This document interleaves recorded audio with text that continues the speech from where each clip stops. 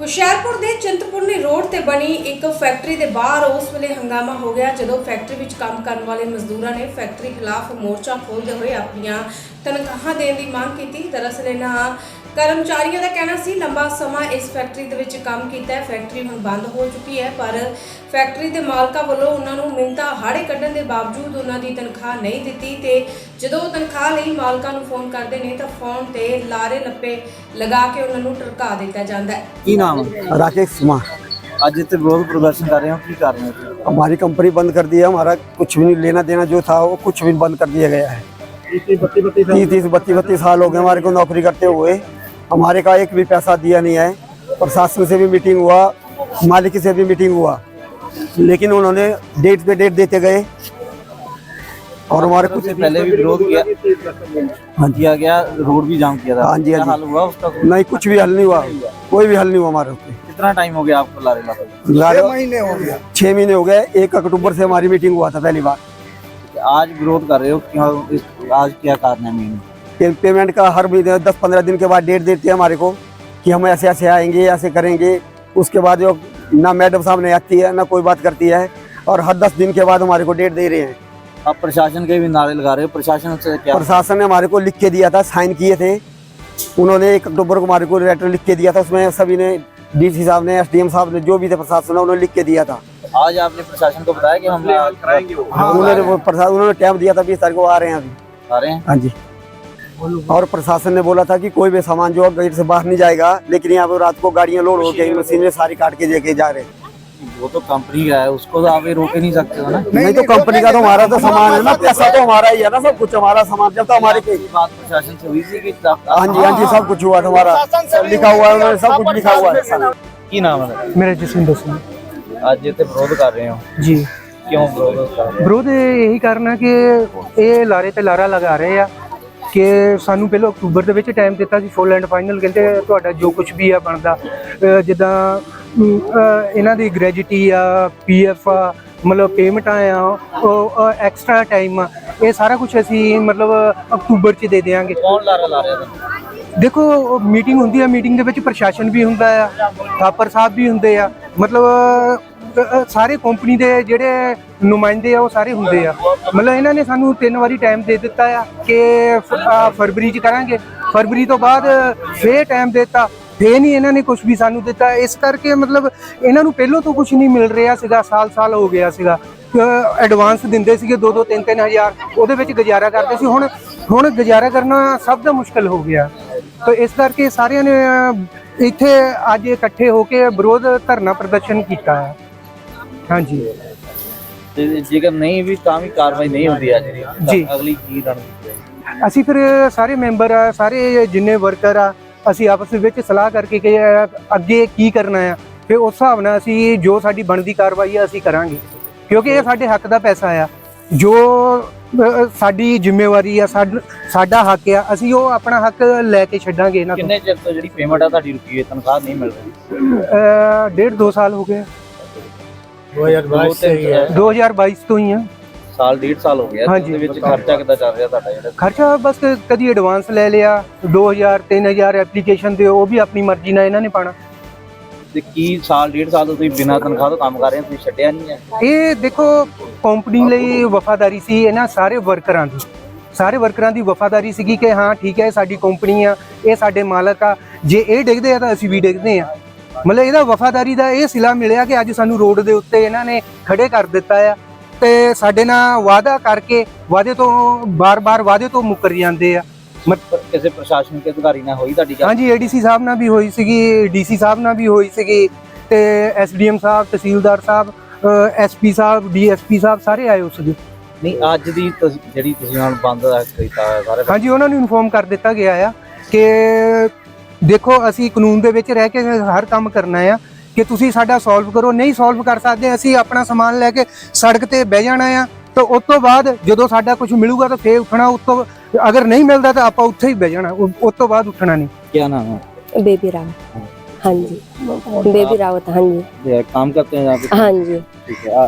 आपको जो आज बंद किया है, हाँ जी, कह रहे हो कि तनख्वाह नहीं मिल रही, हाँ जी सर, कैसे गुजारा कैसे हो रहा है? बड़ी मुश्किल से हो रहा है सर। एक तो ये लोग लाइट पानी नहीं देते हैं, उसको भी हमने सोचा कि चलो ये लोग टाइम बढ़ा रहे हैं तो हमारा पैसे दे देंगे तो हम किसी तरह चला लेंगे। अब ये लोग शाम को 6 बजे मर्जी आती है तो देते हैं, नहीं शाम को 10 बजे काट दें। बच्चों के बोर्ड के पेपर हो रहे हैं, उसमें भी हम लोग कितनी मुश्किल से गए। हमने सोचा ये लोग डेट दे रहे हैं तो क्या पता हम लोगों को देंगे। इन्होंने कहा था कि हम लोग मई की पेमेंट दे के आपको सितंबर और अक्टूबर का आपको 2 महीने का पेमेंट देंगे। उसमें भी इन्होंने किसी को दिया है, उसमें भी किसी को नहीं दिया है। हम इतनी मुश्किल से गुजारा कर रहे हैं, क्या बताऊं। इन्होंने 6 महीने से हमें बस डेट दी है। आप लोगों की तरफ से पहले भी रोड जाम किया गया हाँ था। जी सर। उसमें क्या आपकी बात हुई थी? उसमें सर जो हुआ था उसमें मीटिंग हुई थी, SDM DSP सर सब आए थे, बकायदा इन्होंने एग्रीमेंट साइन करवाया हमसे। इसके बाद भी हमने DSP साहब से बात की थी। जब इन्होंने बकायदा एग्रीमेंट का टाइम खत्म हो गया उसके बाद मैंने जाकर पर्सनली DSP साहब से बात की है। ये लोग सड़क पर आए थे, मैंने उनसे बात की कि सर बताइए आप के सामने आके तो हम क्या बताएं, बताओ आप अफसर हो के आपने हमारा साथ दिया, हम तो वर्कर हैं, बताओ हमें तो। आपको कंपनी ने तनख्वाह दी? नहीं सर, वो भी किसी को दी है, किसी को 200, किसी को बताओ 200-400 में कुछ होता है। इन्होंने वादा किया था लेकिन दिया नहीं, किसी को 100 दिया, किसी को 200 दिया, किसी को कुछ भी नहीं दिया। इन्होंने कहा था हम अपनी तरफ से आप लोग बैठे हो, हम 1.5 पेमेंट देंगे। पहले 2 की बात हुई थी, फिर 1.5 की बात हुई, इन्होंने वो भी नहीं दिया। आपकी हाल नहीं होता तो आप क्या करोगे आगे? तो जो हमसे बन पड़ेगा सर वो तो हमें करना ही पड़ेगा। अपने बच्चों के भविष्य के लिए हमें कुछ भी करना पड़ेगा। इसके लिए हमें चाहे जो भी करना पड़े हम कर सकते हैं। प्रशासन का साथ कानून के दायरे में लेके हमने हर काम किया है। कानून के साथ रह के उन्होंने बकायदा एग्रीमेंट साइन किया। उसके बाद हमने जब दोबारा बात की तो DSP सर ने मुझे बताया, बोलते मैडम मैं क्या करूं, अगला इतना शर्मिंदा है कि सर हमें अपनी या तो घड़ी निकाल के दे रहे हैं या तो गाड़ी की चाबी दे रहे हैं। बोलते मैडम जो आदमी इतना मजबूर है उसको और मजबूर मत कीजिए। उन्होंने कहा फिर बातचीत होगी, फिर दोबारा बातचीत हुई। इन्होंने यहाँ बातचीत नहीं की, इन्होंने फगवाड़ा बुलाया, कोई बात नहीं, हम वहाँ भी गए। उसके बाद भी इन्होंने बताओ, जब इन्होंने कहा कि DSP सर ने कि लोग ये इतना मजबूर बंदा, इसको और मजबूर मत करो, ये पैसा देगा आपको, कहीं नहीं भागे। फिर क्या हुआ सर आप बताइए। कंपनी वालों को क्या कहना है कि आपके उनके पास देने के लिए पैसा नहीं है? नहीं सर, अभी परसों 20 फरवरी को मीटिंग हुई है, उसमें उन्होंने कहा कि हमारी जो है कि जो NOC बननी थी, चौथी NOC वो भी बन गई है। अगला हमें हाथों हाथ पैसा दे रहा है, लेकिन अगला हमसे डेट मांग रहा है कि आप हमें, हम सबको नहीं दे रहे। हाँ नहीं, अगला हमें डेट मांग रहा है कि हाँ पैसा मैं हाथों हाथ देता हूँ लेकिन आप हमें डेट दीजिए। अगले ने हमसे मीटिंग में हम उसके लिए भी राजी हो गए कि ठीक है आप हमारा पैसा दो, हम आपको आपका रूम खाली करके दे देंगे। उन्होंने कहा कि अगले ने कहा है कि 30 तारीख तक आप लोग रूम खाली करोगे, 31 तक हम रूम देखेंगे कि खाली हो गए हैं, उसके बाद 1 अप्रैल को अगले को। तो उन्होंने कहा हमें, मैडम ने हमें मीटिंग में कहा कि आपको 10 तारीख तक आपको टोटल हम आपका मार्च 10 मार्च तक आपका टोटल कर देंगे। उसके बाद भी उन्होंने कहा कि हर चीज की डिटेल होगी कि आपको कितना क्या मिला है, कितना क्या है, उसकी भी डिटेल होनी चाहिए। हमने कहा चलो 10 तारीख से आज 13 तारीख हो गई है, मान लो सबका नहीं दिया, किसी का तो शुरुआत की होती। वैसे तो उन्होंने 10 तारीख का फाइनल किया था लेकिन अभी तक कोई सुनवाई नहीं, कुछ नहीं दिया है इन्होंने। बताइए कितने मजबूर हैं। ਕੀ ਨਾਮ ਹੈ ਬਾਈ? ਮਨਪ੍ਰੀਤ ਸਿੰਘ। ਔਰ ਅਸੀਂ ਇੱਥੇ ਪਿਛਲੇ ਕਈ ਸਾਲਾਂ ਤੋਂ ਅਸੀਂ ਲੋਕ ਕੰਪਨੀ ਦੀ ਸੇਵਾ ਕਰ ਰਹੇ ਸੀ, ਸਪਲਾਈ ਕਰ ਰਹੇ ਸੀ, ਇੱਥੇ ਸਰਵਿਸਿਜ਼ ਦੇ ਰਹੇ ਸੀਗੇ ਤੇ ਸਾਡਾ ਵੀ ਪੈਸਾ ਪੈਂਡਿੰਗ ਹੈਗਾ। ਮੇਰੇ ਨਾਲ ਮੇਰੇ ਸਹਿਯੋਗੀ ਹੈਗੇ ਆ, ਇਹਨਾਂ ਦਾ ਵੀ ਤਕਰੀਬਨ ਕੋਈ ਕਰੋੜ ਰੁਪਏ ਦੇ ਕਰੀਬ ਸਾਡਾ ਵੀ ਬਕਾਇਆ।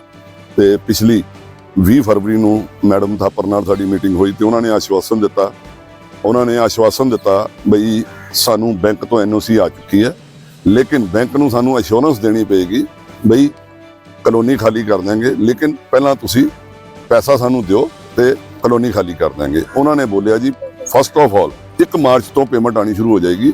ਲਾਸਟ ਡੇਟ ਜਿਹੜੀ ਮੈਡਮ ਨੇ ਦਿੱਤੀ ਸੀ ਉਹ ਦਿੱਤੀ ਸੀ 10 ਮਾਰਚ ਤੇ ਯੂਨੀਅਨ ਦੇ ਬੰਦਿਆਂ ਨੇ ਔਰ ਸਾਰਿਆਂ ਨੇ ਇਹਨਾਂ ਨੂੰ ਅਸ਼ੋਰੈਂਸ ਦਿੱਤੀ ਸੀ ਵੀ ਅਸੀਂ 31 ਮਾਰਚ ਨੂੰ ਕਮਰੇ ਖਾਲੀ ਕਰ ਦੇਵਾਂਗੇ। ਲੇਕਿਨ ਅੱਜ 1 ਤਰੀਕ ਤੋਂ ਲੈ ਕੇ 13 ਤਰੀਕ ਹੋ ਗਈ, ਇੱਕ ਵੀ ਪੈਸਾ ਕਿਸੇ ਨੂੰ ਨਹੀਂ ਆਇਆ। ਚਲੋ ਇਹ ਤਾਂ ਹੋ ਗਈ ਪੇਮੈਂਟ ਦੀ ਗੱਲ। ਦੂਸਰੀ ਗੱਲ, ਜਦੋਂ ਇਹਨਾਂ ਦੀ ਸਾਰਿਆਂ ਦੀ ਮੀਟਿੰਗ ਹੋਈ ਸੀ ਲੋਕਲ ਜਿਹੜੀ ਐਡਮਿਨਿਸਟ੍ਰੇਸ਼ਨ ਦੇ ਨਾਲ, ਉਦੋਂ ਐਡਮਿਨਿਸਟ੍ਰੇਸ਼ਨ ਨੇ ਕਿਹਾ ਸੀਗਾ ਬਈ ਅੰਦਰੋਂ ਮਸ਼ੀਨਰੀ ਦਾ ਇੱਕ ਵੀ ਹਿੱਸਾ ਬਾਹਰ ਨਹੀਂ ਜਾਏਗਾ ਤੇ ਇਹ ਰਾਤ ਨੂੰ ਟਰੱਕ ਭਰ ਕੇ ਕਿੱਥੇ ਜਾ ਰਹੇ ਆ, ਉਹਦਾ ਕੀ ਹਿਸਾਬ ਹੈ, ਔਰ ਕੰਪਨੀ ਦੇ ਖਾਤੇ 'ਚ ਪੈਸੇ ਅਗਰ ਆ ਰਹੇ ਆ ਤਾਂ ਉਹ ਦਿੱਤੇ ਕਿਉਂ ਨਹੀਂ ਜਾ ਰਹੇ। ਸੋ ਅੱਜ ਦੀ ਡੇਟ 'ਚ ਸਾਡੀ ਮਜਬੂਰੀ ਬਣ ਗਈ ਹੈ, ਸਾਡਾ ਤੱਕ ਅਸੀਂ ਲੈਣਾ ਹੀ ਲੈਣਾ। ਅਸੀਂ ਵੀ ਇਹਨਾਂ ਮਜ਼ਦੂਰਾਂ ਦੇ ਨਾਲ ਜਿਹੜਾ ਬਿਲਕੁਲ ਮੋਢੇ ਨਾਲ ਮੋਢਾ ਜੋੜ ਕੇ ਖੜੇ ਤਾਂ ਕਿ ਇਹਨਾਂ ਨਾਲ ਨਾ ਇਨਸਾਫੀ ਨਾ ਹੋਵੇ। ਕੰਪਨੀ ਵਾਲਿਆਂ ਦੇ ਨਾਲ ਗੱਲਬਾਤ ਹੋਈ ਤੁਹਾਡੀ ਅੱਜ ਵੀ ਅਸੀਂ ਬੰਦ ਕਰ ਰਹੇ ਹਾਂ? ਅੱਜ ਜਿਹੜੀ ਸੀ ਸਾਡੀ ਗੱਲ ਨਹੀਂ ਹੋਈ, ਸਾਡੀ ਜਿਹੜੀ ਗੱਲ ਹੋਈ ਇਹਨਾਂ ਦੀ ਜਿਹੜੀ ਹੈ ਨਾ ਲੇਬਰ ਯੂਨੀਅਨ ਹੈਗੀ ਆ, ਇਹਨਾਂ ਨਾਲ ਉਹਨਾਂ ਨੂੰ ਟਾਈਮ ਦਿੱਤਾ ਗਿਆ ਕਿਉਂਕਿ ਇਹ ਕੱਲ ਵੀ ਇੱਥੇ ਇਕੱਠੇ ਹੋਏ ਸੀਗੇ ਤੇ ਕੱਲ ਇਹਨਾਂ ਦੇ ਜਿਹੜੇ ਕੋਈ ਰਿਪਰੈਜ਼ੈਂਟੇਟਿਵ ਹੈਗੇ ਕੰਪਨੀ ਦਾ ਮਿਸਟਰ ਰਾਜਨ ਸ਼ਰਮਾ, ਉਹਨਾਂ ਨਾਲ ਇਹਨਾਂ ਦੀ ਗੱਲ ਹੋਈ ਤੇ ਉਹਨਾਂ ਨੇ ਕਿਹਾ ਵੀ ਸ਼ਾਮੀ 7 ਵਜੇ ਤੱਕ ਅਗਰ ਤੁਸੀਂ ਸਾਨੂੰ ਕੋਈ ਨਾ ਜਵਾਬ ਦਿੱਤਾ ਤਾਂ ਅਸੀਂ ਫਿਰ ਐਜੀਟੇਸ਼ਨ ਕਰਾਂਗੇ ਤੇ ਉਹਨਾਂ ਨੇ ਅੱਜ 11 ਵਜੇ ਦਾ ਟਾਈਮ ਦਿੱਤਾ। ਲੇਕਿਨ ਹੁਣ ਮੇਰਾ ਖਿਆਲ 11-12 ਵਜੇ ਜਿੰਨੇ ਵੀ ਹੋਈ ਆ ਉਹਨਾਂ ਵੱਲੋਂ ਹਜੇ ਤੱਕ ਇਹਨਾਂ ਨੂੰ ਕੋਈ ਸੱਦਾ ਨਹੀਂ ਆਇਆ, ਕੋਈ ਬੁਲਾਵਾ ਨਹੀਂ ਆਇਆ। ਠੀਕ ਹੈ ਜੀ, ਸੋ ਕਹਿਣ ਦਾ ਮਤਲਬ ਇਹ ਹੈ ਬਈ ਧੱਕਾ ਹੋ ਰਿਹਾ।